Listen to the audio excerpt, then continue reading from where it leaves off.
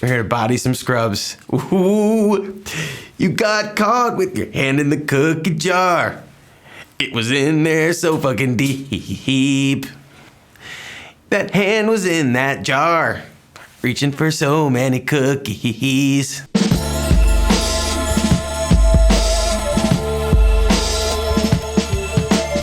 Okay guys, first things first, I've been racking my brains for like a week trying to think of how I was going to introduce the topic of psychopathy in business to you all, and just like that, a golden example dropped out of the sky. I'm talking about the Fine Brothers Entertainment fiasco that is unfolding in front of us right now. And before this video is over, I hope that you have a better understanding of psychopathy in business and the tactics that companies employ to get away with shitty behavior when they are clearly in the wrong. But first, if when you hear the word psychopath or sociopath, you think of stabby killers or forensic detectives, I want to correct your misconception about this very real and very serious social dilemma. In the 1970s, Canadian psychologist Robert D. Hare published a groundbreaking work called The Psychopathy Checklist. In it, he identifies that people who are psychopathic prey ruthlessly on others using charm, deceit, violence, or other methods that allow them to get what they want. The symptoms of psychopathy include a lack of a conscience or sense of guilt, lack of empathy, egocentricity, pathological lying, repeated violations of social norms, disregard for the law, shallow emotions, and a history of victimizing others. Hare spent his career studying prison inmates, watching and cataloging how certain members of the population were able to intimidate and bend others to do their will without any remorse. The power of those particular inmates, if you could even call it a power, was their ability to act free of the constraints of conscience, or an emotional sense of right and wrong. In other words, to a psychopath, everyone is a tool to use for personal gain. But there is one very unsettling truth that became more and more apparent over the years since the early research into psychopathy. And that is that psychopaths who are foolish enough to commit acts of violence and end up in jail are the minority. They are the unsuccessful ones. Most psychopaths are able to eke out a living hustling or conning people. You've probably at one point in your life encountered this type, even if you weren't quite fully aware of how you were being used or manipulated. Further still, there are psychopaths who are highly intelligent and are tremendously successful. They become heads of state, or CEOs of corporations, or major religious figures, etc. What unites all of these different types of psychopaths, from the lowly con artist to the community leader, is that they all masquerade their selfishness, greed, or lust for power by calling it something else and getting people to go along with it. Some just do it better than others. So that brings us to today's case study, the Fine Brothers Entertainment Company PR disaster of this past week, late January 2016. I am going to identify 5 red flags of psychopathic behavior apparent in their React World corporate video and subsequent update video that you as a business person must become aware of. I am not going to use images or clips from those videos in this one because they have been flagging people for doing so. If you haven't watched the videos that sparked the outrage yet, take a look at the links in the description box below, check the videos out for yourselves, and then come back. Okay, let's get started. Psychopathic red flag number 1, glibness. Being glib is maybe not a word that we use so often or are very familiar with, but we can feel it in the language used by Fine Brothers Entertainment, and it is perfect for describing psychopathic behavior.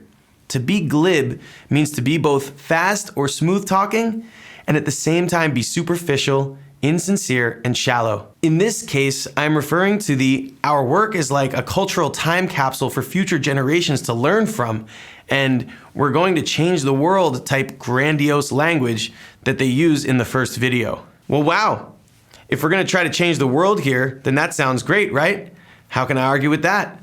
I agree that the world needs a changing and that we have tons of social issues that we need to address, but how is React World going to change anything with videos like teens reacting to Twilight, or cats reacting to YouTube videos, or elders reacting to Kim Kardashian? They are trying to make their business sound like something super righteous and incredible, but it falls flat because it is totally dishonest. They are pitching a product, and in business, yes, you have to tell a story about your product in order to get people to understand it and get them excited about it, but you have to be honest. This kind of glib attitude, PR talk, or used car salesman approach is meant to distract you from what is really going on. They got the copyright for the word react, and now they and their partners at Fullscreen can claim strike and monetize other people's videos on YouTube all the time, which is something that they have already been doing, and I will post a link in the description box to a Reddit thread by user Video Game Attorney where people are listing tons of examples of their dishonesty. The only difference is that now, if you legally want to avoid getting in trouble, they have a scheme in place for you to use their brand guidelines and split profits with them. Which leads me to my next red flag. Psychopathic red flag number 2. Parasitic behavior. Psychopaths hate wasting their time and energy. As we mentioned before, they use charm, lies, and in extreme cases, violence to get people to do things for them. Like a parasite, they feed off of the hard work or creativity of others. In the case of Fine Brothers Entertainment, the parasitic behavior is evident in their entire creative enterprise. Firstly, they make their videos by taking someone else's viral video that already has a lot of attention or reference to mainstream pop culture or celebrity photo or whatever, and film people reacting to it. That's it. Sure, they add a little commentary here and there, but this is the whole shebang. Their entire business model is structured around using other people's work, content that is already popular without them, then add just enough to it to make a quote-unquote different experience. Secondly, and this is the really telling part, is that by extending to you the opportunity to make the same videos under their brand, of course, they are basically admitting how simple and easy their craft is. They're not offering to fly you out to Arizona, teach you how to play golf, and then take a percentage of your winnings from the PGA Tour. But that's not it. That amazing opportunity to make reaction videos as a member of the React World community is not really for you. Like any good pyramid scheme, it is designed to create profit for the owners at the top who are allowing people at the bottom to participate in it. You will have to pay them while they basically do nothing in order to have the privilege to make what is in its bare essence one of the easiest kinds of YouTube videos to make, second to unboxing videos. God forbid anyone try to trademark unboxing stuff. Wait, hold on. What's this? What's this? What's this? What's this? Ooh, yeah, stuff. Yeah. Let's open that box. Oh man, this is a lot harder than it looks on the YouTube videos. What's in this box? Oh man, it's a cup.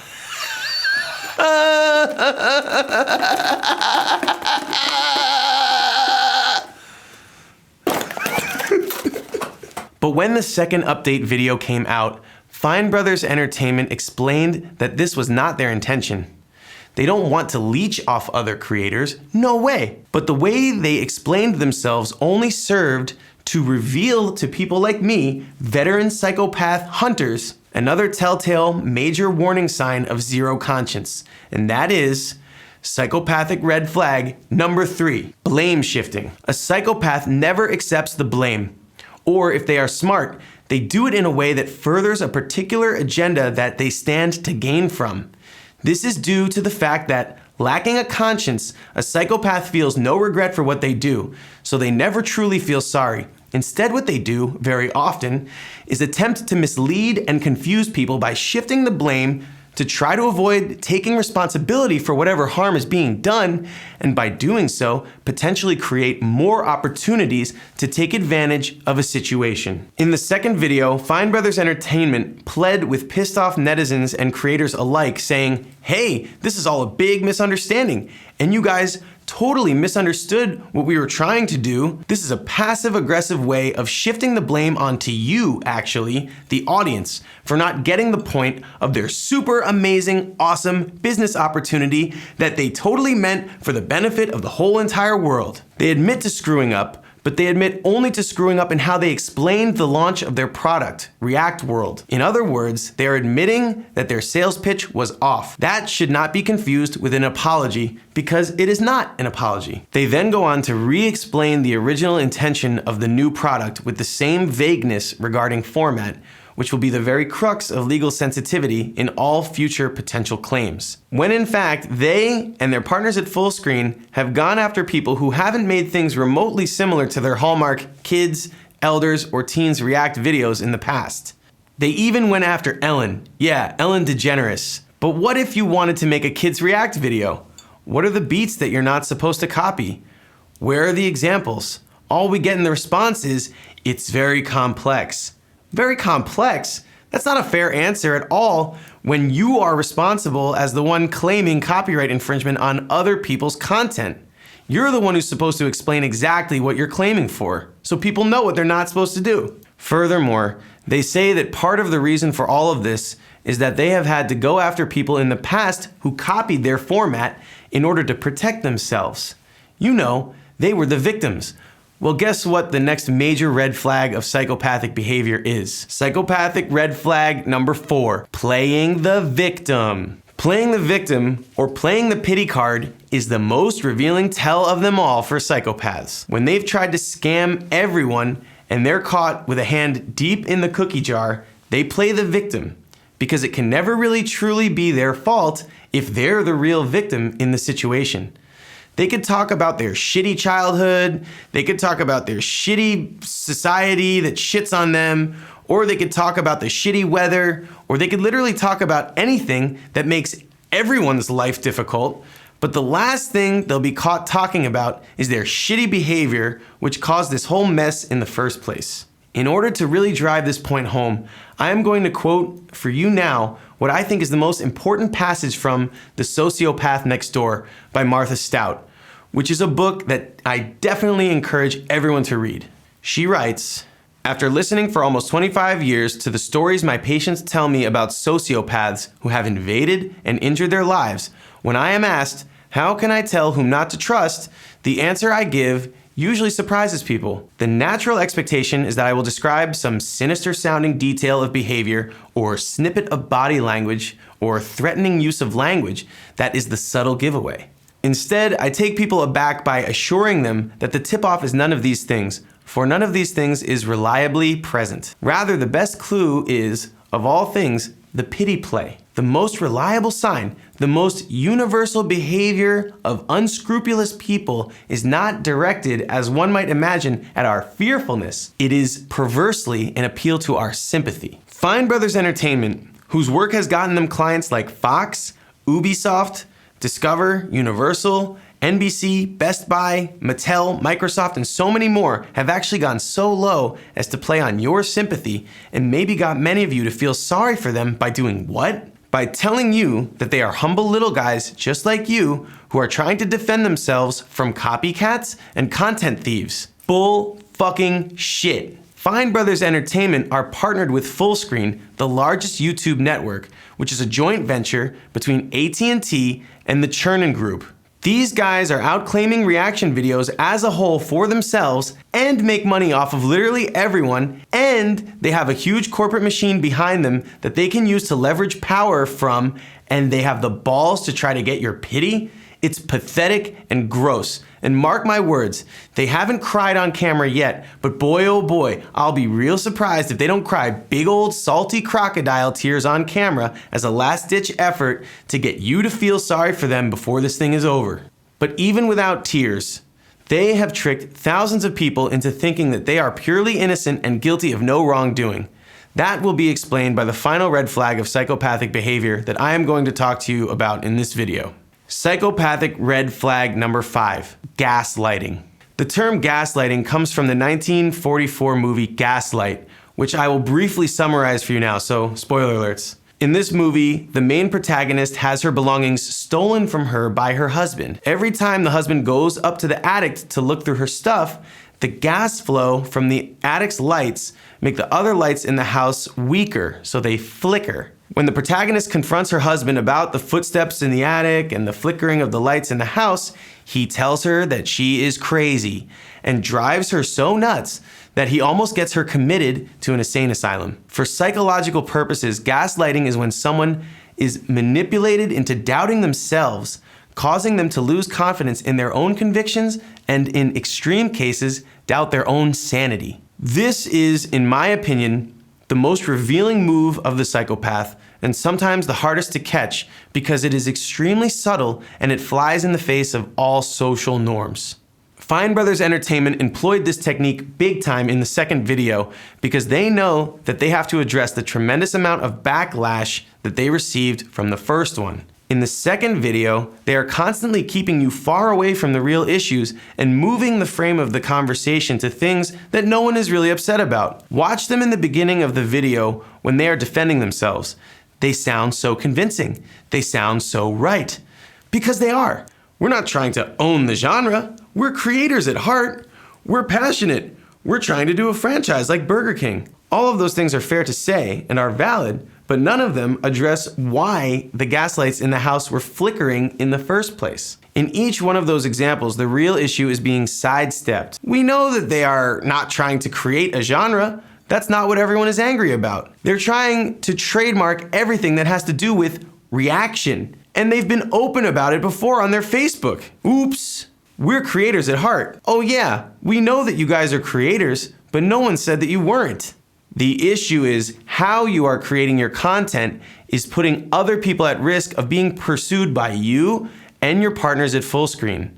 How about talking about the many people who have? We're passionate for sure, but I don't think anyone is questioning their passion or ambition. We're questioning the ethics of your business practice. We're passionate for sure, but I don't think anyone is questioning your passion or ambition. We're questioning the ethics of your business practice. We're trying to do a franchise like Burger King? Okay, even the analogy to Burger King was gaslighting because the real issue that they are being criticized for is copywriting the word react and applying it so broadly. Burger King never tried to copyright the word burger or insist that all other burger joints owe them royalties on their intellectual property. By stuffing in all this gaslighting, they are trying to make you doubt your sanity for questioning them. Look at what they are saying and compare it to their actual behavior and the things they are doing. Do not be tempted to give them the benefit of the doubt when there is none. Again, look at the behavior. That is the only way to catch gaslighting. Conclusion. Businesses, like people, sometimes behave like psychopaths, and knowing the signs is half the battle in protecting yourself. I want to make myself very clear. I am not calling Raffi or Benny Fine psychopaths, but make no mistake about it, their company Fine Brothers Entertainment most definitely is. The cat is out of the bag on this one. The chickens are coming home to roost. The jig is up. It's over for this company. Now we just kick back, relax, and continue to poke holes in the bullshit. And again, mark my words, we're gonna see a major pity play with tears and all that before this thing is through. If you are interested in learning more about psychopathy, I'm going to leave you some links in the description box below to check out, including a documentary by National Geographic on the sociopath next door, which is a definite must-see, and you should totally read the book too. Thanks for watching, subscribe for more, and leave your thoughts in the comment section below. I'm really interested to hear what you guys have to say about this. See you next time.